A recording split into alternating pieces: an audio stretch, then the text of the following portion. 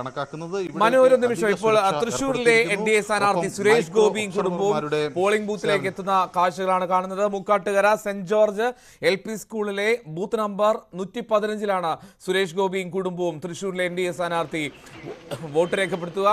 നമ്മൾ നേരത്തെ മനുവിന്റെ ദൃശ്യങ്ങൾ കണ്ടതുപോലെ തന്നെ രാവിലെ 6:30 കഴിഞ്ഞതേ ഉള്ളൂ. പക്ഷേ സ്ഥാനാർത്ഥികൾക്കും ഒപ്പം തന്നെ ജനങ്ങൾ ക്യൂ നിൽക്കുന്ന നീണ്ട ക്യൂ പലയിടങ്ങളിലും ഇപ്പോൾ തന്നെ പ്രകടമാകുന്നു എന്നുള്ളതാണ് ഏറ്റവും സന്തോഷകരമായിട്ടുള്ള കാര്യം. ഇപ്പോൾ തൃശ്ശൂരിലെ NDA സ്ഥാനാർത്ഥി സുരേഷ് ഗോപിയും കുടുംബവും പോളിംഗ് ബൂത്തിലേക്ക് എത്തുന്ന ദൃശ്യങ്ങളാണ് തൊട്ടു മുമ്പ് കണ്ടത്. മുക്കാട്ടുകര, തൃശ്ശൂരിലെ മുക്കാട്ടുകരയിൽ സെന്റ് ജോർജ് LP സ്കൂളിൽ നിന്നുള്ള അവിടുത്തെ ബൂത്ത് നമ്പർ 115 സുരേഷ് ഗോപിക്ക് വോട്ടുള്ളത്.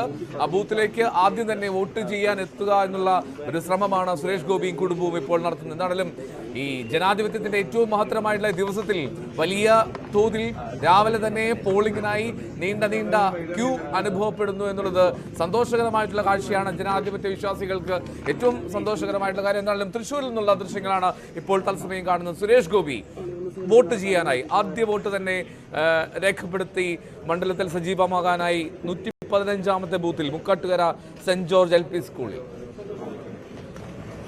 ശരി, ഞാൻ പാലക്കാടേക്ക് പോകുന്നു. വിനേഷ് കുമാറാണ് പാലക്കാട് ചേരുന്നത്. വിനേഷ്, ഈ മോക്ക് പോളിംഗ് ഒക്കെ പൂർത്തിയായോ? 7 മണിക്ക് തന്നെ പോളിംഗ് ആരംഭിക്കാനുള്ള എല്ലാ സാഹചര്യം ഒരുങ്ങിയില്ലേ അവിടെ?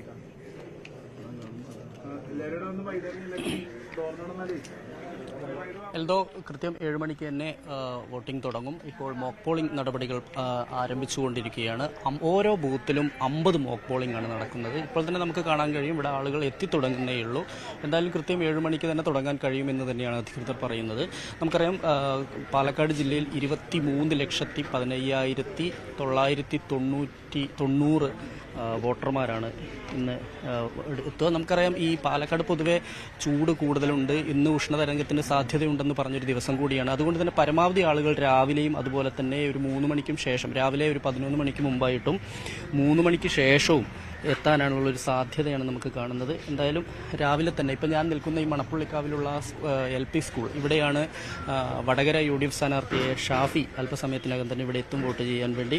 ഒപ്പം തന്നെ പാലക്കാട് LDF സ്ഥാനാർത്ഥിയെ വിജയരാഘവൻ തൃശ്ശൂർ കേരളവർമ്മ കോളേജിലാണ് വോട്ട് രേഖപ്പെടുത്തുക. UDF സ്ഥാനാർത്ഥിയും സിറ്റിംഗ് MP-യുമായ VK Sreekandan Shoranur saint Theresa's convent സ്കൂളിലാണ് ബൂത്ത് നമ്പർ 168 വോട്ട് രേഖപ്പെടുത്തുക. അതുപോലെ തന്നെ NDA സ്ഥാനാർത്ഥിയായ C കൃഷ്ണകുമാർ കൽപ്പാത്തി LP സ്കൂളിലാണ് ബൂത്ത് നമ്പർ 25 വോട്ട് രേഖപ്പെടുത്തുക. അതുപോലെ തന്നെ ആലത്തൂർ സ്ഥാനാർത്ഥിയായ UDF സ്ഥാനാർത്ഥിയും സിറ്റിംഗ് MP-യുമായ Ramya Haridas Alathur government girls higher secondary സ്കൂളിലാണ് വോട്ട് രേഖപ്പെടുത്തുന്നത്. മന്ത്രിയും LDF സ്ഥാനാർത്ഥിയുമായ K രാധാകൃഷ്ണൻ ചേലക്കരയിലെ തോന്നൂർക്കര AUP സ്കൂളിലും വോട്ട് രേഖപ്പെടുത്തും. TN സരസു, അത് NDA സ്ഥാനാർത്ഥിയെ TN സരസു SNK UP സ്കൂളിലാണ് വോട്ട് രേഖപ്പെടുത്തുന്നത്. അതുപോലെ തന്നെ AK ബാലൻ പാലക്കാട് അക്കരയിലാണ് വോട്ട് രേഖപ്പെടുത്തുന്നത്. MP രാജേഷ് അദ്ദേഹത്തിൻ്റെ നാട്ടിലാണ് വോട്ട് രേഖപ്പെടുത്തുന്നത്. MP രാജേഷിന് ഇവിടെ പാലക്കാടല്ല വോട്ട്, പാലക്കാട് ജില്ലയാണെങ്കിൽ പോലും അദ്ദേഹത്തിൻ്റെ നാട്ടിലാണ് വോട്ട് ഉള്ളത് എന്നാണ് അറിയാൻ കഴിയുന്നത്. എന്തായാലും രാവിലെ തന്നെ പരമാവധി ആളുകൾ രാവിലെ തന്നെ എത്തും. അതുപോലെ തന്നെ ഈ വെയിൽ ചൂടാവുന്നതിന്, പരമാവധി വെയിൽ കനക്കുന്നതിന് മുമ്പ് ആളുകൾ വോട്ട് രേഖപ്പെടുത്തി പോവുക എന്നുള്ളതിലേക്ക് പാലക്കാട് മാറും എന്നാണ് തോന്നുന്നത്. ഒപ്പം തന്നെ ഞാൻ നേരത്തെ സൂചിപ്പിച്ചപ്പോൾ തന്നെ ഈ ഉഷ്ണതരംഗം ഒരുപക്ഷെ അത് ആളുകളെ പിന്തിരിപ്പിക്കാനും അല്ലെങ്കിൽ പോളിംഗ് ശതമാനം കുറയാനുമുള്ള ഒരു സാധ്യതയൊക്കെ എന്തായാലും രാഷ്ട്രീയ പാർട്ടികൾ കാണുന്നുണ്ട് പാലക്കാടിൻ്റെ ഒരു സാഹചര്യത്തിൽ. എന്തായാലും പാലക്കാട് വലിയ ശക്തമായ ഒരു ത്രികോണ മത്സരം നടക്കുന്ന സ്ഥലമാണ്, പ്രത്യേകിച്ച് LDF-ഉം UDF-ഉം. കാരണം ഇഞ്ചോടിഞ്ച് പോരാട്ടം എന്നൊക്കെ വേണമെങ്കിൽ നമുക്ക് പറയാം. അത്തരത്തിലുള്ള പ്രവചനാതീതമായ ഒരു മത്സരം തന്നെയാണ് പാലക്കാടുള്ളത്. ആലത്തൂരിലേക്കും സമാനമായ ഒരു സാഹചര്യം തന്നെയാണുള്ളത്.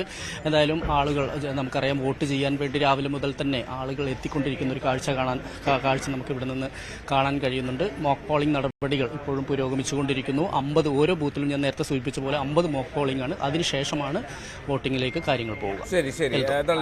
വിനേഷ് കുമാറാണ് വിവരങ്ങൾ നൽകിയത്. പത്തനംതിട്ട വെട്ടൂർ 22 ബൂത്തിലെ VVPAT മെഷീൻ പ്രവർത്തിക്കുന്നില്ല. പാനൂർ UP സ്കൂൾ മോഡൽ ബൂത്തിൽ 111 നമ്പർ ബൂത്തിൽ മെഷീൻ പണിമുടക്കി. സെൻട്രൽ പുത്തൂർ കണ്ണൂരിൽ LP സ്കൂളിൽ 61 നമ്പർ ബൂത്തിൽ വോട്ടിംഗ് മെഷീൻ പണിമുടക്കിയിട്ടുണ്ട്. താമരശ്ശേരി കട്ടിപ്പാറ ഹോളി ഫാമിലി സ്കൂളിലെ ബൂത്ത് നമ്പർ 1 വോട്ടിംഗ് മെഷീൻ തകരാറിലുണ്ട്. അങ്ങനെ പലയിടത്തും യന്ത്ര തകരാർ റിപ്പോർട്ട് ചെയ്യപ്പെടുന്നുണ്ടെങ്കിൽ പോലും വളരെ സുഗമമായിട്ടുള്ള നടത്തിപ്പിനുള്ള എല്ലാ സജ്ജീകരണങ്ങളും ഒരുക്കങ്ങൾ പൂർണ്ണമാണ്. ഇപ്പോൾ മോക്ക് പോളിംഗ് പലയിടത്തും തുടരുന്നു. 7 മണിക്ക് തന്നെ പോളിംഗ് ആരംഭിക്കുന്നു. ഇപ്പോൾ കാണാൻ കഴിയുന്ന പോലെ തൃശൂരിലെ NDA സ്ഥാനാർത്ഥി സുരേഷ് ഗോപിയും കുടുംബവും പോളിംഗ് ബൂത്തിലെത്തി. അവിടെ മുക്കാട്ടുകര സെന്റ് ജോർജ് LP സ്കൂളിൽ ബൂത്ത് നമ്പർ 115 വോട്ട് രേഖപ്പെടുത്താൻ നിൽക്കുന്നു.